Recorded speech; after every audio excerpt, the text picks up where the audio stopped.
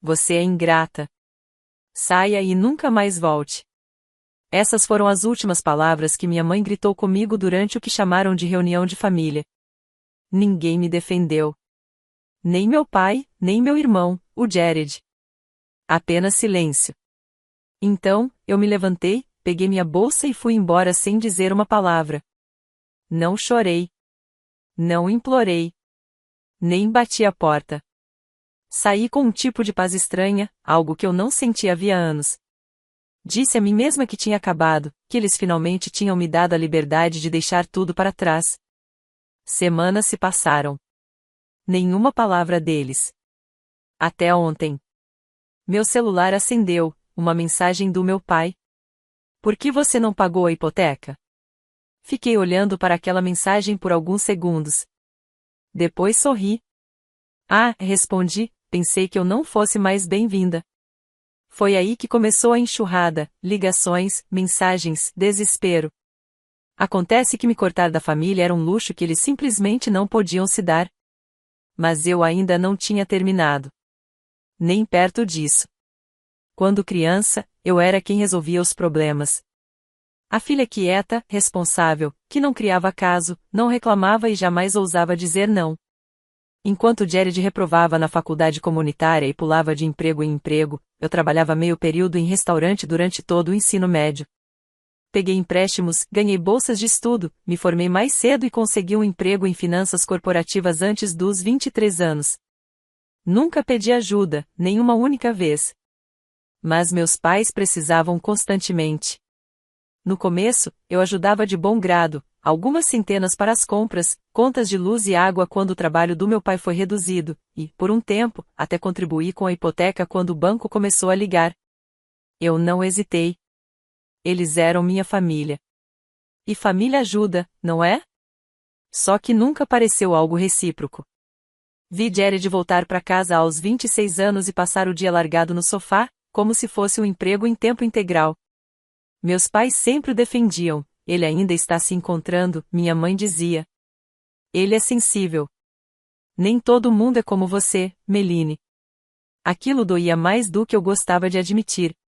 Eles elogiavam qualquer pequeno esforço do Jared como se fosse um feito grandioso. Enquanto isso, de mim, esperavam silêncio e sacrifício. Quando paguei a hipoteca por 3 meses seguidos, ninguém agradeceu.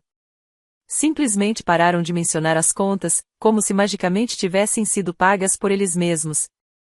Eu ignorei. Disse a mim mesma que não precisava de reconhecimento.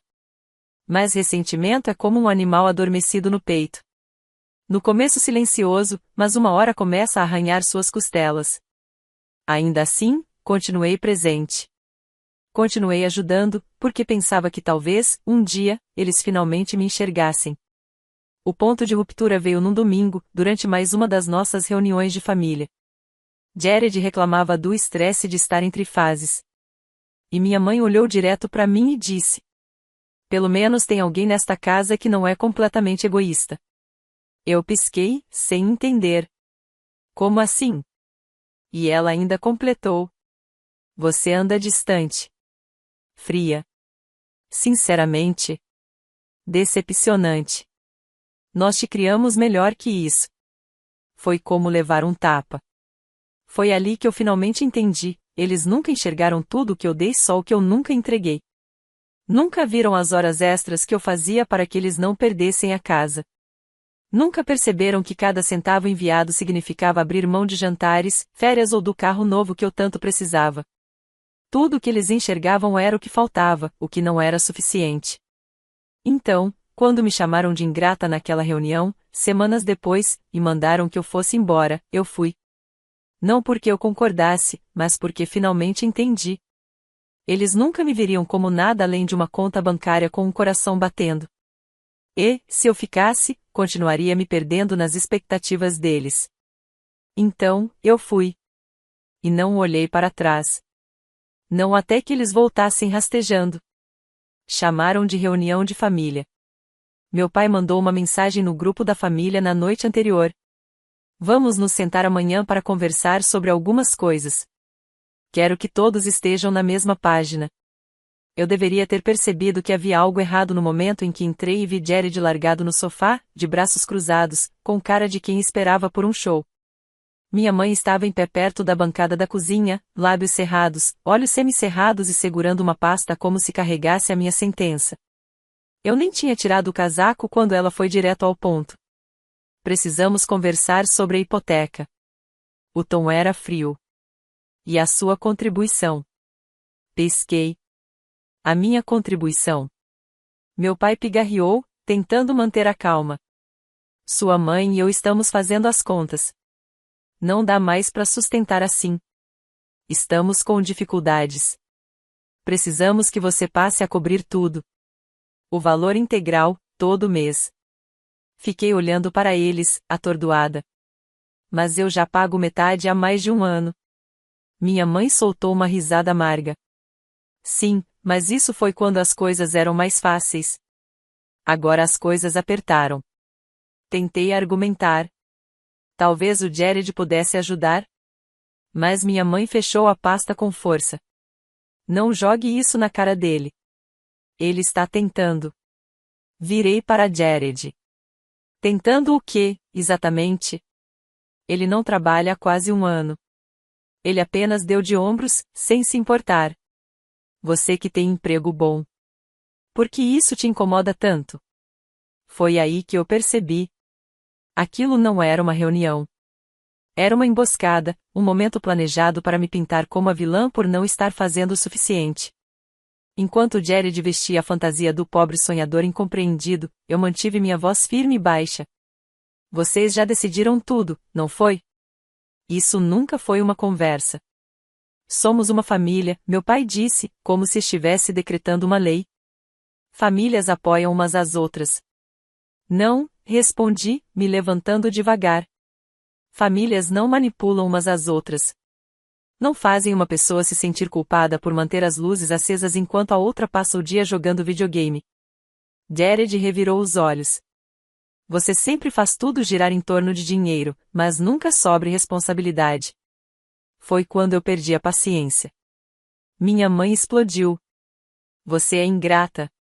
Depois de tudo que fizemos por vocês, cada pequeno sacrifício que pedimos é tratado como se fossemos criminosos.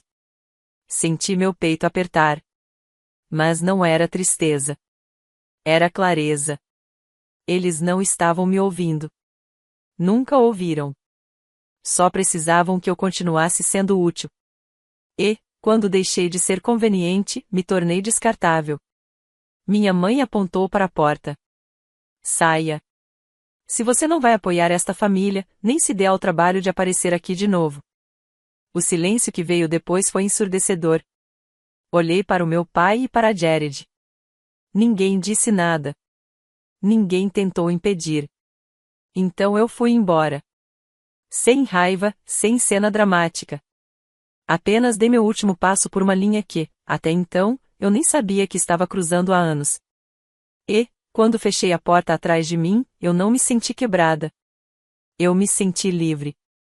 Mas aquela sensação, por mais bonita que fosse, não duraria. Porque as consequências estavam só começando. Os primeiros dias depois que eu parti foram estranhamente calmos. Fiquei hospedada na casa de uma amiga por uma semana e, depois, assinei um contrato de aluguel temporário em um apartamento pequeno, com vista para os limites da cidade. Não era nada luxuoso, apenas um quarto, piso que rangia, persianas tortas. Mas era meu. Pela primeira vez em anos, eu podia entrar em um espaço que não parecia carregado de cobranças. Sem post-its grudados na geladeira lembrando de contas. Sem comentários maldosos sobre eu estar ocupada demais para visitar. Sem Jared. Estava tudo quieto. Talvez quieto até demais. Mas eu precisava daquele silêncio para conseguir me ouvir de novo. No começo, eu ainda checava meu telefone compulsivamente, esperando algum pedido de desculpas, alguma tentativa de reaproximação. Mas não houve nada. Nenhuma mensagem, nem da minha mãe, nem do meu pai, nem sequer um emoji passivo-agressivo do Jared. Eles estavam falando sério. E, honestamente, eu deveria me sentir punida. Mas não me senti. Passei a dormir melhor. A comer melhor. Até ri com colegas de trabalho sem aquela culpa estranha de estar traindo alguém. Meu terapeuta disse que eu finalmente estava aprendendo a estabelecer limites. Eu chamei de sobrevivência. Paguei dívidas do cartão, saí para jantar, comecei a planejar férias que há tempos deixava de lado. Finalmente, eu respirava. Semanas se passaram. Então, numa terça-feira de manhã, exatamente 21 dias depois que eu saí, chegou uma mensagem do meu pai. Oi, só uma dúvida. Você já enviou o pagamento da hipoteca este mês? Eu fiquei olhando para a tela. Não. Nenhum como você está? Nenhum sentimos sua falta. Nenhum podemos conversar? Direto ao ponto. Quase pude ouvir a voz dele, baixa, casual, fingindo que tudo não passava de um pequeno deslize da minha parte. Eu sorri. Não porque achasse engraçado, mas porque aquilo era tão previsível. Eles não se importavam que eu tivesse ido embora. Eles se importavam que o meu dinheiro tivesse ido junto. Não respondi de imediato. Em vez disso, me servi de uma xícara de café e olhei pela janela da cozinha para a cidade lá embaixo. Pessoas indo trabalhar, correndo atrás de ônibus, tomando café da manhã, vivendo suas vidas. Pela primeira vez, eu não estava com pressa para salvar ninguém. 10 minutos depois, respondi. Ah, pensei que eu não fosse mais bem-vinda. As 3 bolinhas da digitação apareceram quase instantaneamente. Depois sumiram. Depois reapareceram. Coloquei meu celular de lado. Ele vibrou uma vez, depois outra, e mais uma. Quando peguei de volta, a tela parecia que ia pegar fogo. Não é hora de ser mesquinha. Precisamos da sua ajuda, Madji. O banco ligou. Estão ameaçando executar a hipoteca. E então veio a cereja do bolo, cortesia do Jared. Uau! Que maneira de destruir a família só para provar um ponto. E lá estava. O silêncio, finalmente, havia sido quebrado. Mas não era amor. Eles não estavam ligando por saudade. Eles estavam ligando porque a rede de segurança deles tinha desaparecido. E eu estava só começando. Não respondi. Não de imediato. Nem mesmo quando o nome da minha mãe apareceu de novo na tela, seguido de uma enxurrada de mensagens que pareciam mais ensaiadas do que genuínas. Como você pôde fazer isso conosco? Essa casa significa tudo para esta família. Você está punindo seus pais por uma discussão boba. Depois vieram as mensagens de voz longas, sussurradas, dramáticas.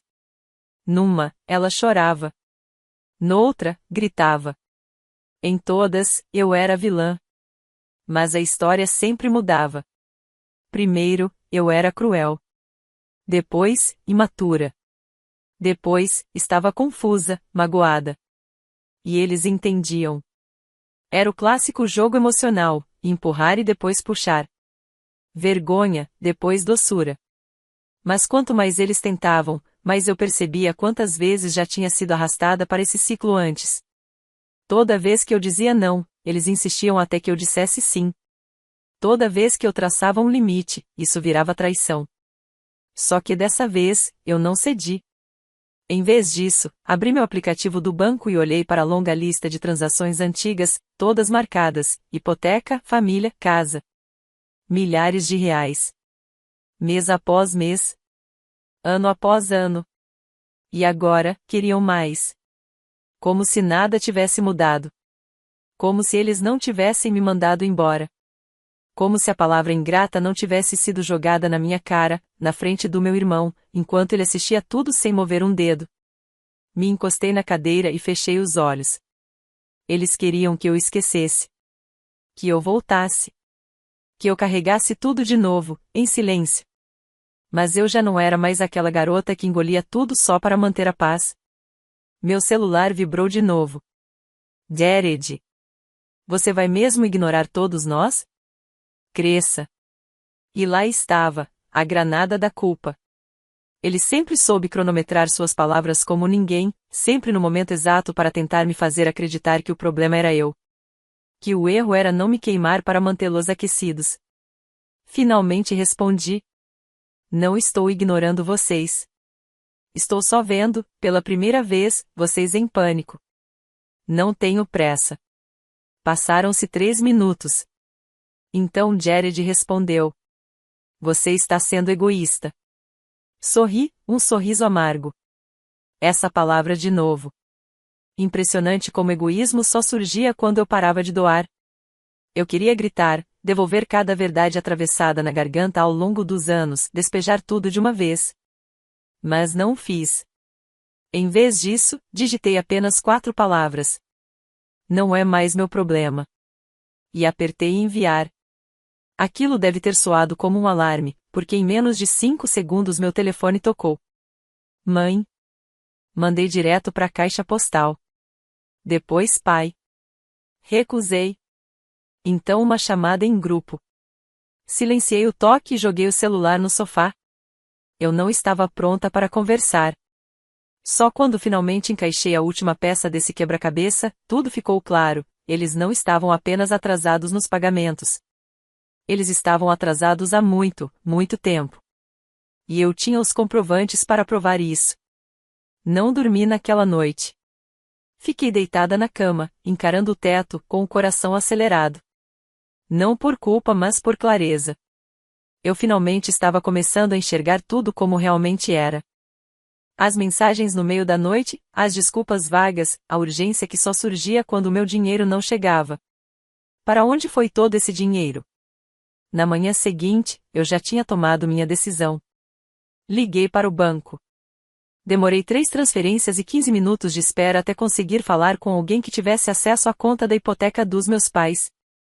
Expliquei com cuidado. Eu vim ajudando com os pagamentos, queria apenas confirmar a situação. A mulher do outro lado hesitou. Olha, eu não posso revelar muita coisa, já que a conta não está no seu nome. Mas posso te dizer uma coisa, a conta está inativa há alguns meses. Franzi a testa. Quantos meses seriam alguns? Outra pausa. Parece que, nos últimos 8 meses, só foram feitos pagamentos parciais. 8 meses. Senti o ar sair dos meus pulmões. Isso significava que, mesmo com todo o dinheiro que eu enviei, eles não estavam pagando a hipoteca por completo. Fiquei encarando a parede por um bom tempo depois disso. Meus pensamentos não eram barulhentos. Eles eram cortantes, precisos, cirúrgicos. Eles mentiram. Repetidamente. Aceitaram minha ajuda, sorriram na minha cara, enquanto deixavam a casa apodrecer por dentro. E para onde foi esse dinheiro? Roupas novas pro Jared? Outro retiro de autocuidado da minha mãe? O hobby do meu pai com cervejas artesanais? Me lembrei daqueles recibos de spa que encontrei sem querer no notebook da minha mãe. Dos móveis novos no jardim que o Jared fez questão de exibir no Instagram. Daquele tom de tá tudo bem agora que eles usavam toda vez que eu perguntava como andavam as coisas. Eles estavam embolsando o dinheiro. Enquanto eu achava que estava salvando a casa. Abri meu aplicativo bancário de novo. Minhas mãos tremiam não de medo, mas de raiva.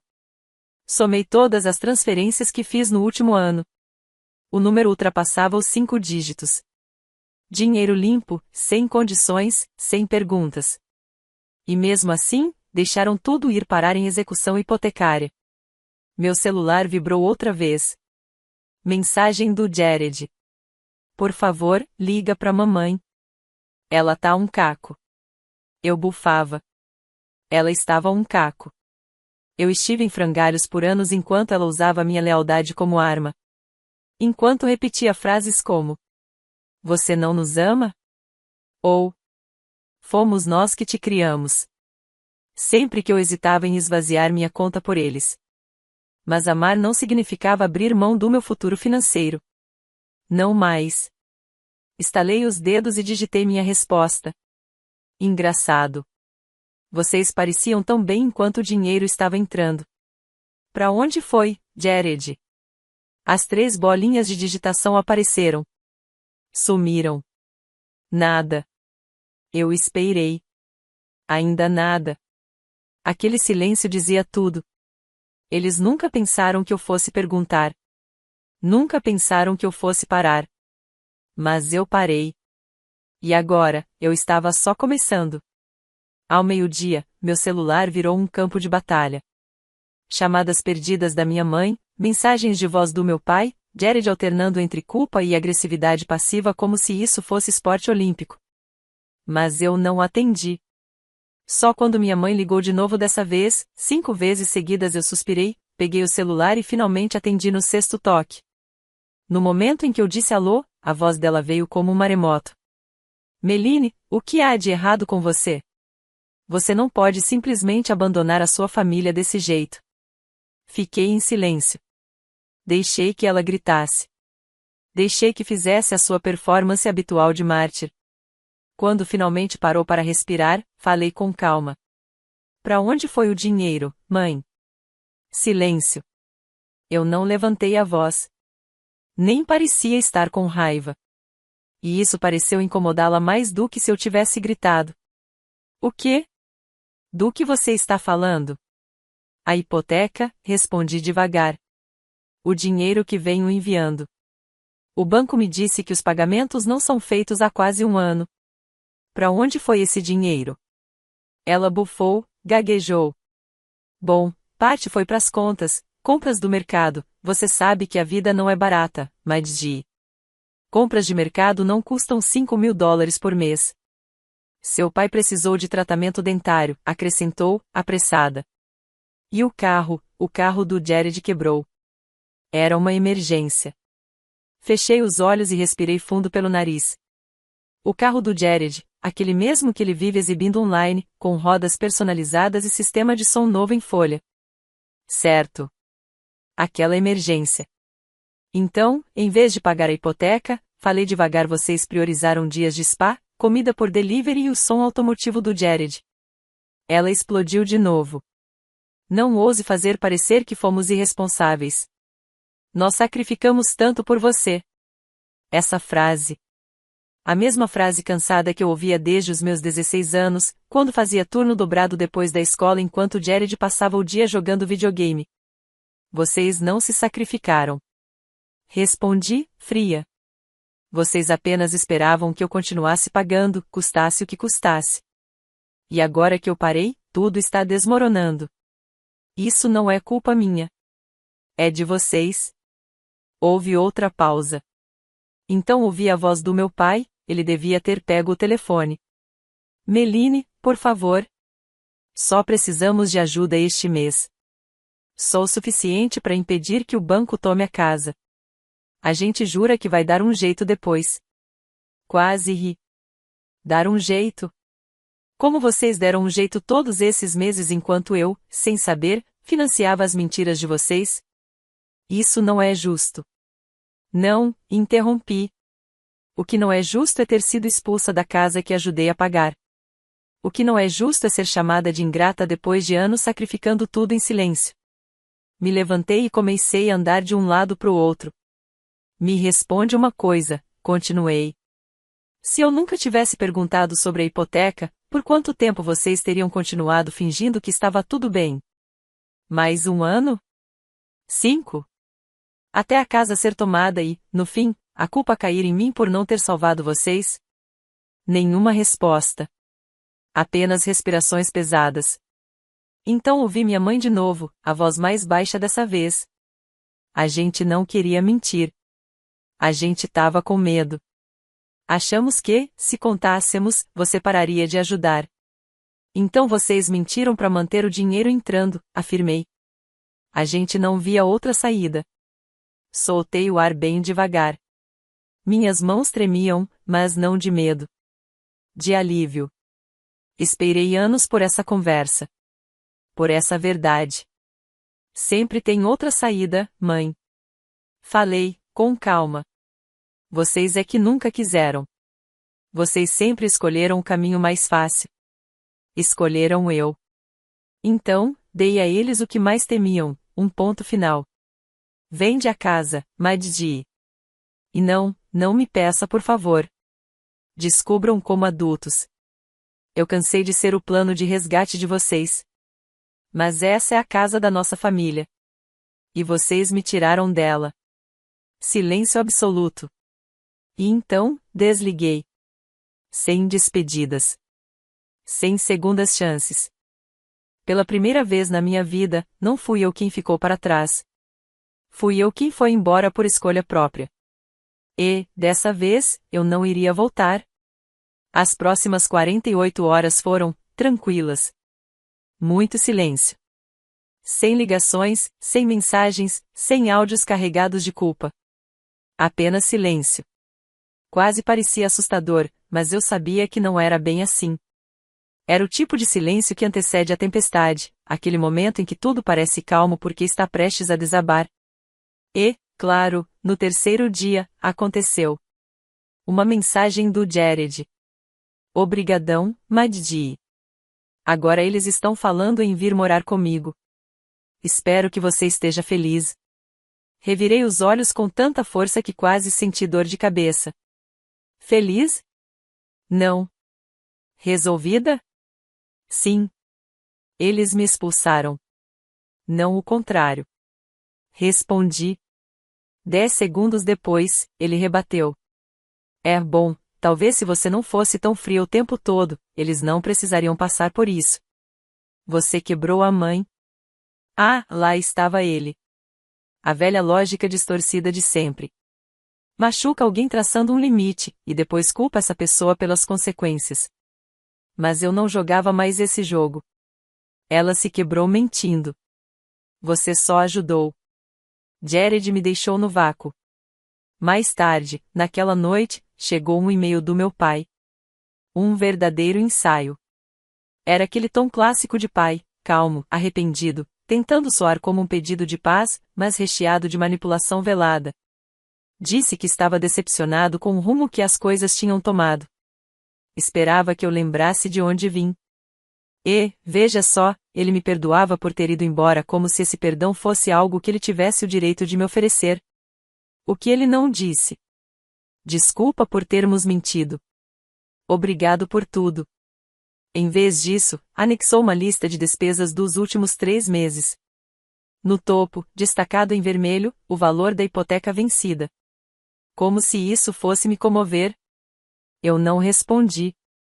Em vez disso, abri uma planilha nova no computador e a intitulei Transferências Documentadas.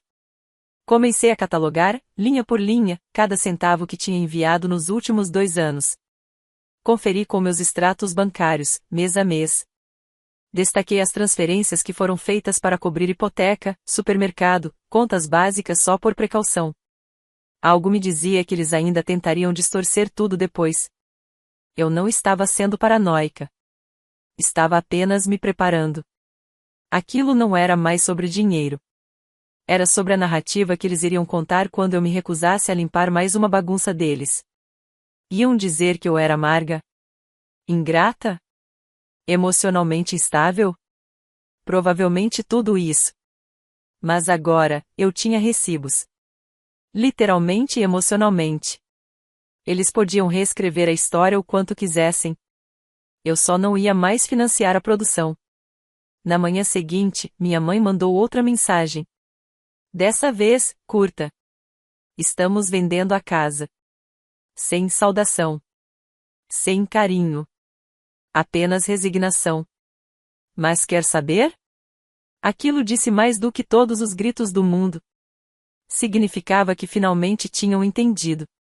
Eu não ia voltar. Não como rede de segurança. Não como filha culpada. Não como a pessoa que sempre dizia sim. Eles podiam vender a casa.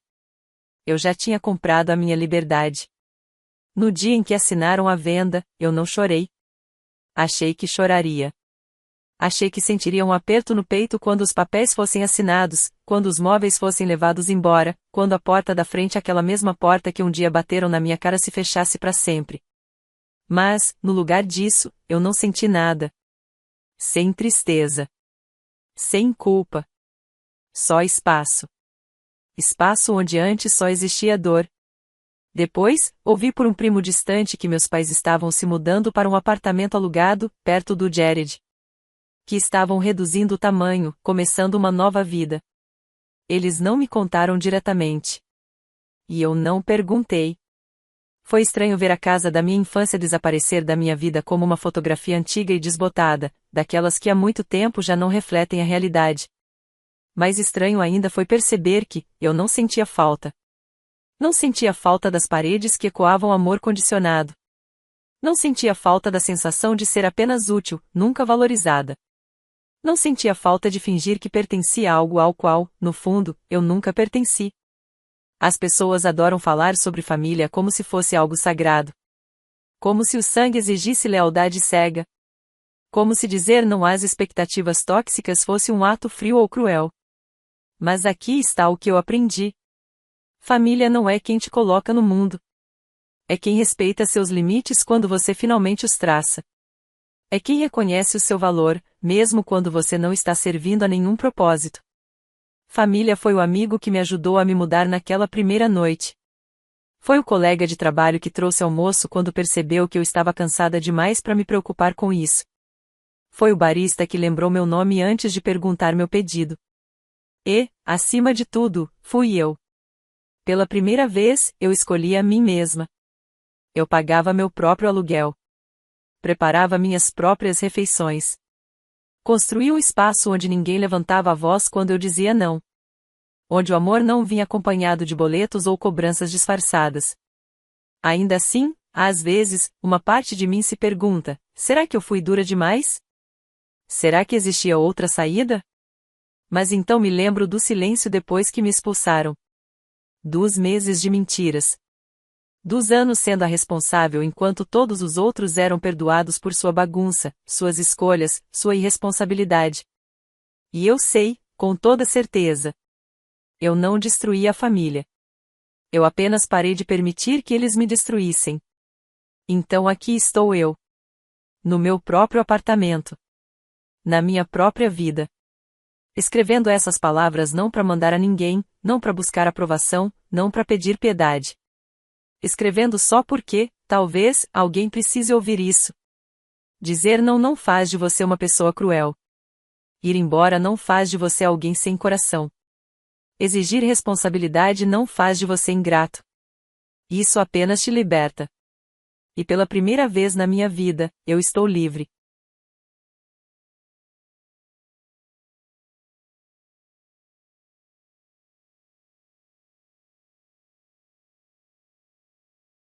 Na recepção do meu casamento, enquanto os convidados ainda riam e brindavam com champanhe, meu sogro, Marty, levantou-se da cadeira. Sem aviso, ele arrancou o microfone das mãos do padrinho, com o rosto duro e fechado. Segurei a mão de Noah por baixo da mesa, sentindo a pulsação de excitação e nervosismo, sem fazer ideia do que estava prestes a acontecer. O celeiro brilhava com luzes de fada, as mesas fervilhavam de conversas e celebrações, e eu finalmente começava a acreditar que aquela felicidade era realmente nossa. Então Martim falou e o clima se despedaçou como vidro quebrado. Acho que todos aqui deveriam saber, disse ele, com a voz firme e impassível. Ela só quer o dinheiro dele. A sala congelou, garfos pararam no ar, as conversas cessaram, centenas de olhares se voltaram para mim, suas expressões mudando de alegria para confusão, choque e suspeita. Sorri porque chorar daria poder a ele. Sorri apesar da dor que queimava minha garganta e da vergonha que subia quente pelo meu peito. Noah apertou ainda mais minha mão, seu corpo tenso ao meu lado, mas nenhum de nós se moveu. Martim continuou ali, firme, saboreando cada segundo daquele silêncio esmagador que ele mesmo havia criado. Eu queria me defender, queria me levantar e contar a todos quem eu realmente era, não uma interesseira, mas uma mulher que reconstruiu sua vida pedacinho por pedacinho depois de perder tudo, mas eu não disse nada. Naquele momento, o silêncio parecia mais poderoso do que qualquer palavra. Os convidados se remexiam desconfortáveis, alguns cochichavam, a maioria apenas olhava, imóvel. Então, sem dizer uma palavra, Eli deslizou para fora da cadeira. Meu filho de 8 anos caminhou em direção ao microfone, ainda com o guardanapo preso à camisa. Seu pequeno corpo parecia ainda menor sob as vigas altas do celeiro, mas seus passos eram firmes, determinados. Levantei-me um pouco do assento, o coração batendo forte, mas parei quando ele se virou e olhou para mim. Seu olhar era calmo, claro. Então ele encarou Martim, o homem que havia acabado de humilhar sua mãe na frente de todos. Vovô, disse Eli, com a voz clara e firme, Quer que eu conte para todo mundo o que você fez com a vovó? O silêncio caiu pesado sobre a sala. Um copo escorregou da mão de alguém e se espatifou no chão. Suspiros ecoaram entre os convidados. Toda a atenção que antes recaía sobre mim agora se voltou completamente contra Martim. Ele abriu a boca, mas nenhuma palavra saiu. Seu rosto perdeu toda a cor. Pela primeira vez naquela noite, eu não era julgada. A verdade, enterrada por anos, começava a emergir à luz. Dessa vez, não seria a minha vida que Martim destruiria. Na manhã do casamento, o mundo do lado de fora da minha janela brilhava sob uma luz dourada suave. O campo se estendia vasto e aberto, salpicado de flores silvestres balançando sob uma brisa leve. Era o tipo de manhã que parecia uma promessa. Fiquei em frente ao espelho, ajustando o brinco de pérolas simples que Noah tinha me dado, sentindo uma energia nervosa vibrar sob minha pele. Nunca imaginei que teria uma segunda chance no amor, muito menos uma segunda chance tão pura. Depois que meu primeiro casamento desmoronou em meio a mentiras e solidão, eu havia me convencido de que contos de fadas eram para outras pessoas. Aprendi a construir uma vida para ele e para mim com minhas próprias mãos, tijolo por tijolo, com muito esforço e dor, até que Noah apareceu. Conheci-o quando fui contratada para redesenhar os interiores do novo escritório de arquitetura dele. Ele era atencioso, sempre perguntava sobre as minhas ideias, sempre ouvia de verdade, como se cada palavra minha tivesse importância. Entre pausas para o café e madrugadas medindo plantas baixas, nossa amizade floresceu e se transformou em algo mais forte, algo intenso e inegável. Ele me fez acreditar novamente, não com grandes gestos, mas com pequenos detalhes, a maneira como lembrava do meu chá favorito ou como ria das piadas bobas do meu filho como se fossem as coisas mais engraçadas que já tinha ouvido. Ninguém nunca tentou me consertar, Noah apenas ficou ao meu lado, firme, seguro. Eli o adorou quase imediatamente. Eles construíam castelos de Lego juntos, travavam batalhas épicas com espadas de espuma no quintal e trocavam sussurros sobre o plano secreto de construir uma casa na árvore para mim, só porque sim. Ver os dois criando laços fazia meu coração doer de um jeito tão bonito que parecia quase sagrado. Mas nem todos ficaram felizes com isso. Marty, o pai de Noah, nunca escondeu o quanto me desprezava. Aos olhos dele, eu era apenas uma mãe solteira, sem nada a oferecer além de um rosto bonito e uma conta bancária vazia. Seus sorrisos eram forçados, seus elogios, mais cortantes do que insultos. No jantar de ensaio, ele manteve distância, preferindo brindar com antigos parceiros de negócios a se aproximar da nossa mesa. Eu dizia a mim mesma que não importava, que a única aprovação que eu precisava era de Noah e Eli. Ainda assim, um nó de desconforto sempre surgia no meu estômago toda vez que eu pegava Martim me observando de longe, com aquela expressão fria e indecifrável. O local do casamento era tudo o que eu tinha sonhado, simples e lindo, um celeiro restaurado, coberto com linho branco e iluminado por luzes de fada, cercado por carvalhos antigos que pareciam guardiões silenciosos. As mesas estavam arrumadas com rosas em tons de rosa e porcelana de borda dourada. Havia um calor ali, uma suavidade acolhedora que fazia qualquer um se sentir em casa. Meu vestido era leve, flutuava com meus movimentos, nada extravagante, apenas renda e cetim que pareciam feitos para mim. Noah vestia um terno azul marinho com uma rosa branca presa à lapela.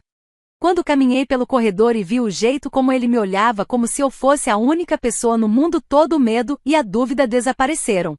Nossos votos foram simples e verdadeiros. Promessas construídas sobre a beleza dura e imperfeita da vida real. Prometemos lutar um pelo outro, ouvir e perdoar. Eli ficou ao nosso lado, segurando as alianças, com um sorriso tão grande que parecia que seu rostinho ia se partir em dois. Durante o coquetel, o riso preenchia o ar, velhos amigos se reencontravam, novas amizades nasciam, pratos tilintavam, música tocava suavemente. As crianças corriam descalças pela grama, rindo e brincando umas com as outras. Por um momento, senti como se todas as cicatrizes que eu carregava tivessem desaparecido, se transformando em algo invisível, algo sem peso. Quando chegou a hora dos discursos, inclinei-me para o lado de Noah, sentindo-me em completa paz.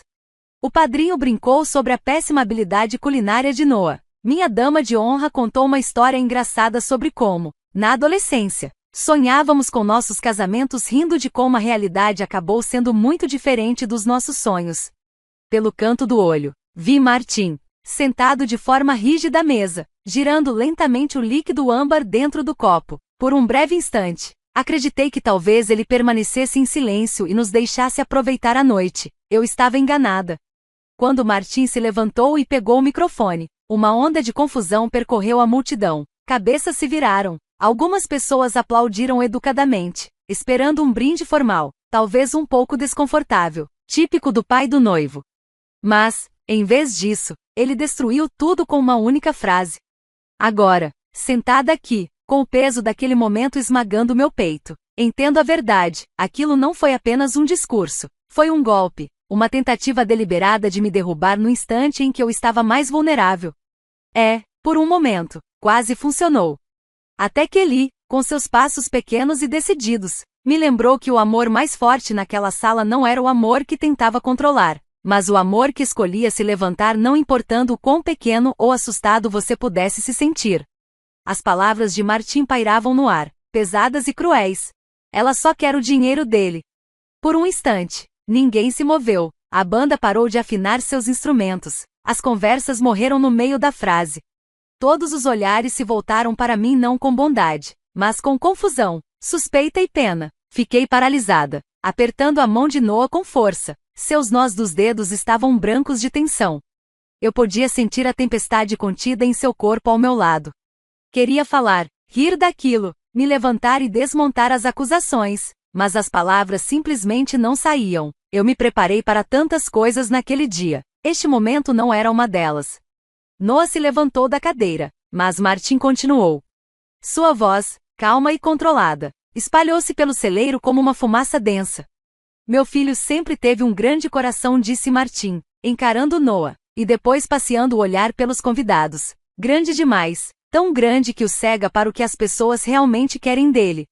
Murmúrios começaram a se espalhar pelas mesas. Amigos se entreolhavam, sem saber se deveriam se levantar ou ficar sentados. Alguns me lançavam olhares de desculpas. A maioria apenas esperava, em silêncio, para ver o que aconteceria a seguir. Senti minha respiração acelerar rasa e áspera. Meu vestido de noiva, tão leve e lindo horas atrás, agora parecia uma rede apertando meu peito. Martim ergueu o copo, num gesto quase casual, como se estivesse oferecendo um brinde.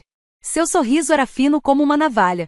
Um brinde a ver as coisas com clareza, antes que seja tarde demais, disse ele. Em seguida se sentou, deixando o microfone cair sobre a mesa com um baque seco que ecoou no silêncio atordoado. Baixei o olhar para o meu prato, a visão turva pelas lágrimas que eu me recusava a deixar cair. Um tomate cereja havia rolado da minha salada e repousava na beirada do prato, intacto, absurdamente normal em meio ao caos que me engolia. Ao meu redor, o mundo parecia girar, mas aquele tomate ficou ali imóvel. Noah se virou para mim, o rosto vermelho de raiva, mas seus olhos, quando encontraram os meus, estavam cheios apenas de ternura. Me desculpe, ele sussurrou, a voz trêmula de fúria e desgosto.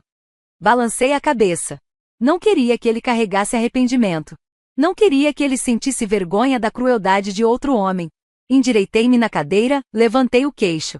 Se Martim queria me humilhar, não teria o prazer de me ver desmoronar. Abri a boca, pronta para falar, pronta para me defender com cada gota de força que ainda me restava. Mas antes que qualquer palavra pudesse sair, Eli se moveu. Da mesa ao lado, onde estava sentado com minha irmã e seus filhos, Eli se levantou. Ele limpou as mãozinhas nas calças, como se varresse migalhas invisíveis, e começou a caminhar em direção à frente do salão. No início pensei que ele vinha até mim, procurando o conforto que crianças buscam quando o mundo fica assustador. Me inclinei para a frente, pronta para pegá-lo no colo e protegê-lo da feiura ao nosso redor. Mas ele não veio até mim. Ele caminhou direto para o microfone. O salão inteiro prendeu a respiração, virando-se para observar aquele garotinho de colete azul marinho e gravata, parado sozinho sob as fortes luzes do teto. Com cuidado, ele ajustou o microfone e olhou diretamente para Martim. Vovô, disse Eli, com a voz firme, devo contar a eles o que você fez com a vovó? As palavras, tão simples e claras, cortaram a tensão como uma lâmina. Pude ouvir o som coletivo de respirações sendo presas. Uma taça de vinho tombou sobre uma mesa próxima, o líquido vermelho se espalhando pela toalha branca como uma ferida aberta. Alguém ofegou alto. Uma mulher tapou a boca com a mão, horrorizada. O rosto de Martim, presunçoso um segundo antes, perdeu toda a cor. Ele abriu a boca para responder, mas nenhum som saiu. Seus olhos vagaram entre ele e os convidados, tentando medir o que o menino sabia. Mas a resposta estava escrita em cada rosto na sala. Fiquei ali paralisada entre o orgulho e o pânico. Eli permanecia firme, pequeno, mas inabalável, com as mãos cruzadas na frente do corpo. Ele não gritou. Não chorou. Apenas ficou ali, forte como uma rocha, lançando uma luz tão intensa que nenhuma mentira de Martim conseguiria resistir. Noah se moveu primeiro. Levantou-se, caminhou até Eli e pousou a mão suavemente em seu ombro. Seus olhos permaneceram fixos nos do pai.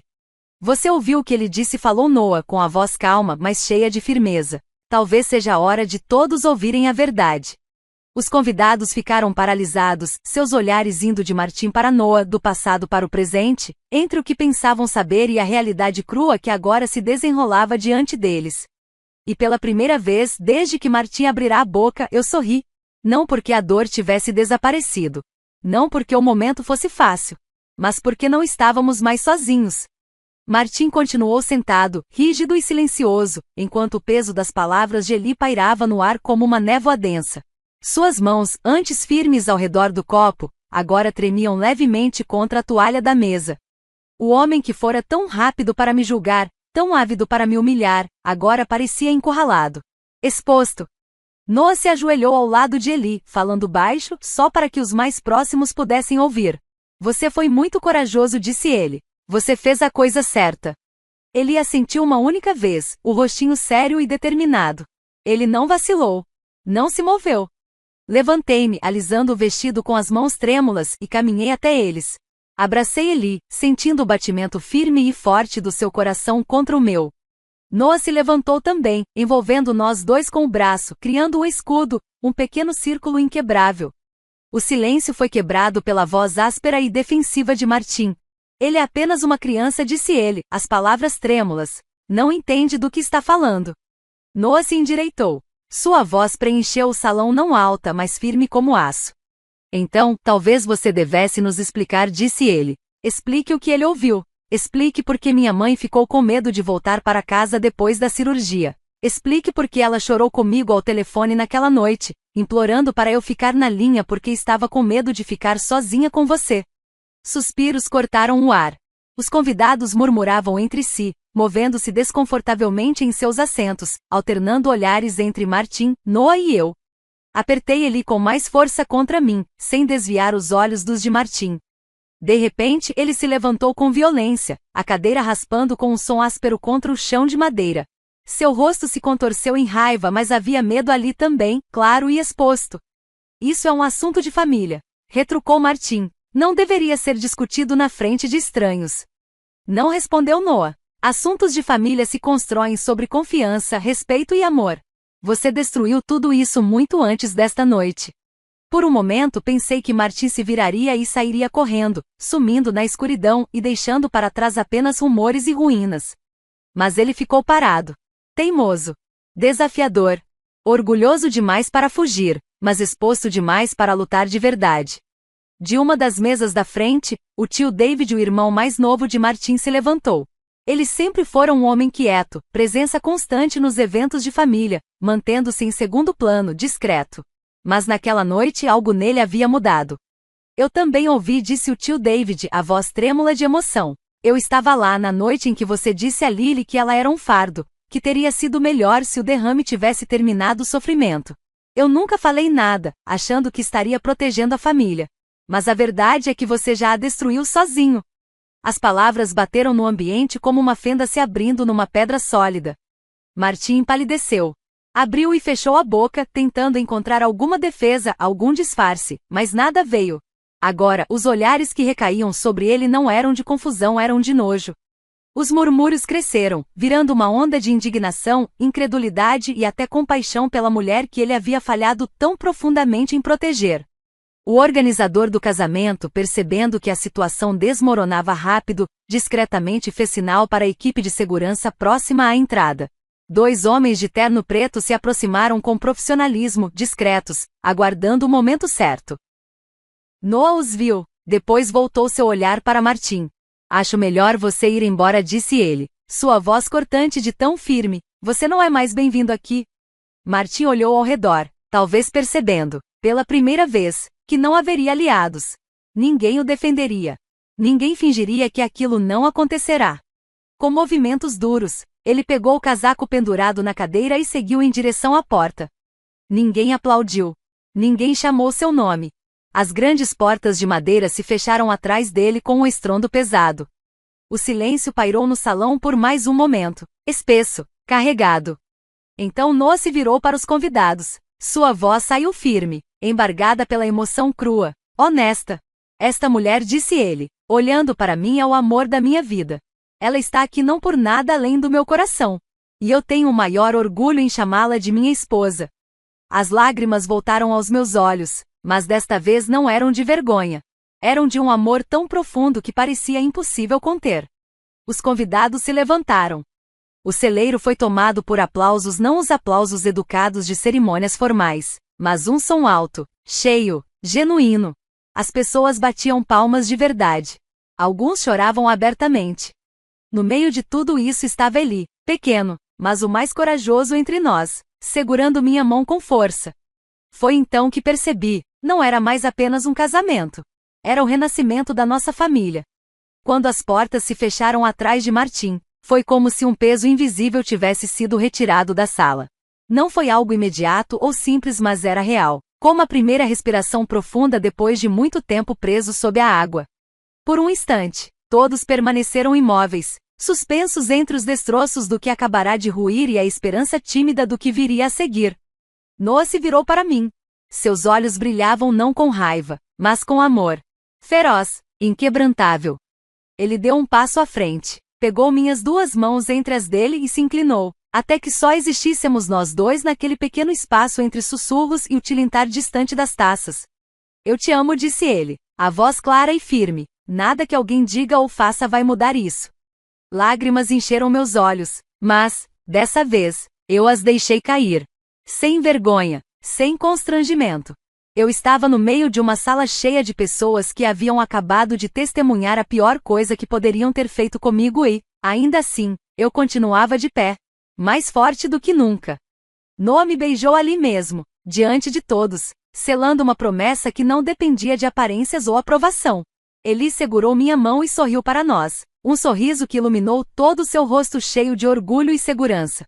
À sua maneira, ele nos protegeu com uma ferocidade que ninguém mais poderia ter igualado. Do fundo da sala, minha irmã Callie começou a bater palmas. No começo, foi um som tímido, quase hesitante, mas logo cresceu. Um a um, os convidados se juntaram, alguns sorrindo, outros enxugando discretamente as lágrimas.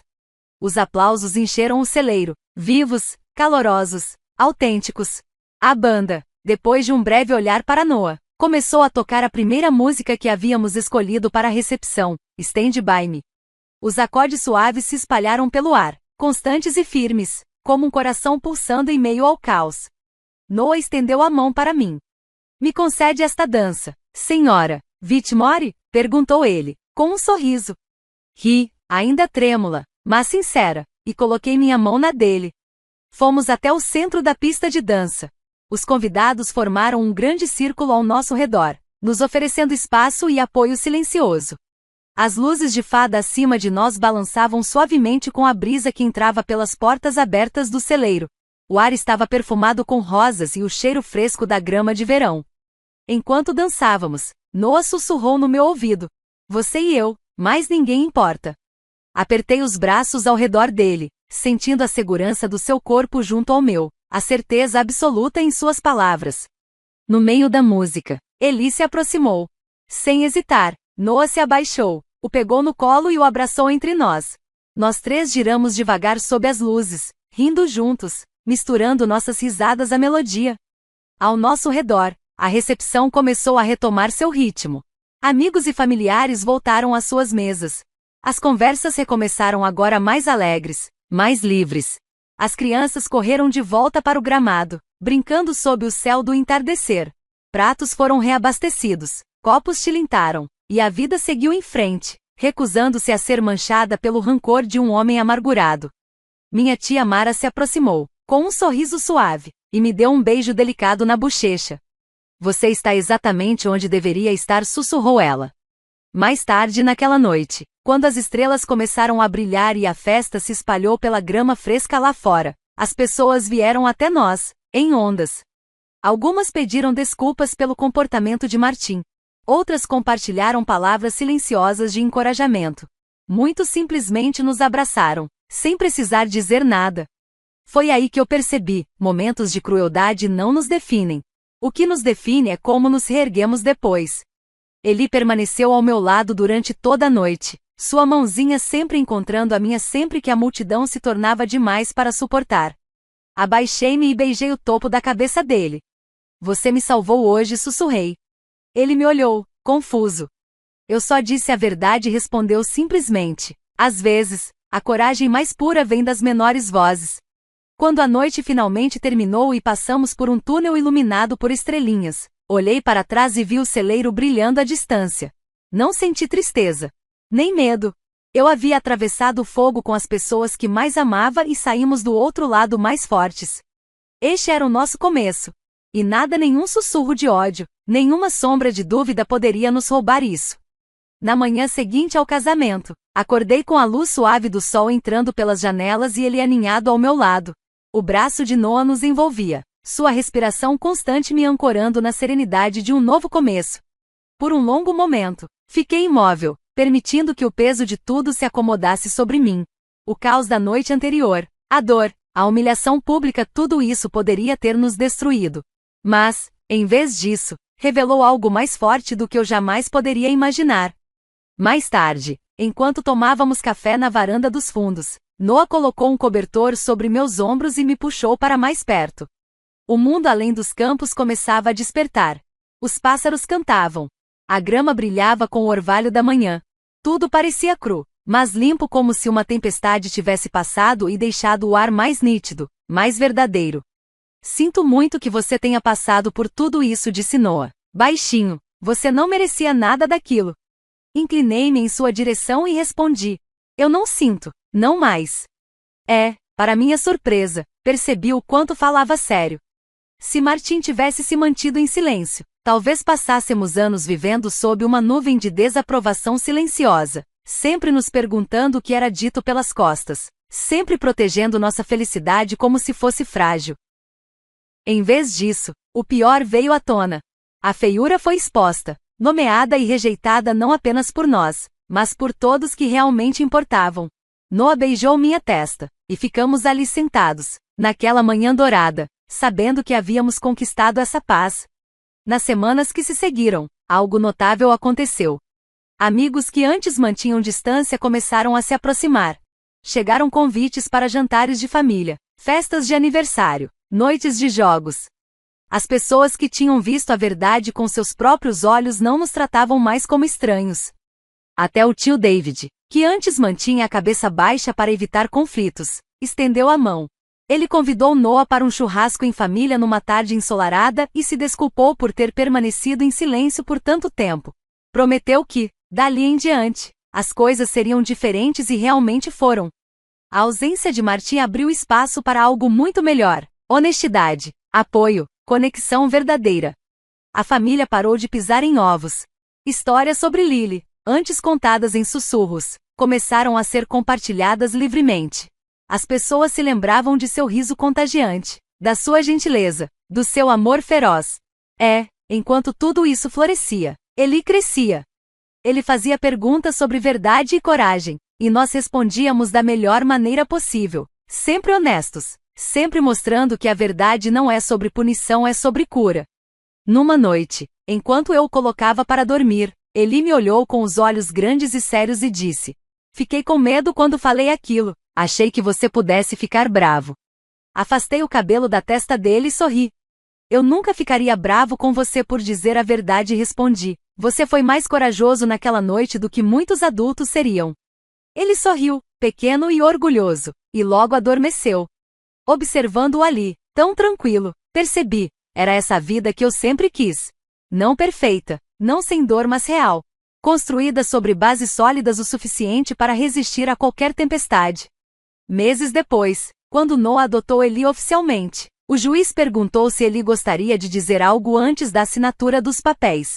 Eli, de camisa social e sapatos lustrados, ficou entre nós, assentiu e disse com a maior solenidade: eu só quero dizer que o Noah sempre foi meu pai de verdade, mesmo antes de hoje.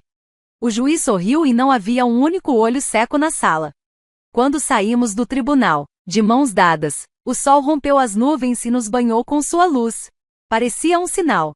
Ou talvez fosse apenas a verdade que já sabíamos. Família não se constrói só com sangue. Família é feita de escolha, de amor que permanece firme quando mais importa, da coragem de dizer a verdade mesmo que a voz trema. Naquele dia na recepção, quando Martin tentou nos separar, ele acabou nos dando algo sem querer. Nos forçou a revelar quem realmente éramos um para o outro e para todos ao nosso redor. Não fomos destruídos pelas palavras dele. Fomos forjados por elas. E é por isso que hoje caminhamos para um futuro que não é apenas nosso, mas mais forte, mais corajoso e mais bonito do que jamais sonhamos. Obrigado por ouvir minha história. Se ela tocou seu coração, se você acredita que a verdade e o amor sempre vencem no final, deixe seu like neste vídeo, isso ajuda mais do que você imagina. Se puder, compartilhe sua história, seu apoio ou algumas palavras gentis nos comentários. Eu leio cada uma delas. Se você conhece alguém que precisa de um lembrete de que a coragem pode vir dos lugares mais inesperados, compartilhe este vídeo com essa pessoa. Você nunca sabe quem pode precisar disso hoje. E se você quiser ouvir mais histórias reais sobre amor, família e as batalhas que enfrentamos para protegê-los, se inscreva no canal e ative o sininho de notificação. Este é apenas o começo, e eu ficaria honrado em ter você comigo em cada passo dessa jornada. Obrigado por estar aqui. Obrigado por acreditar em segundas chances. Nos vemos na próxima.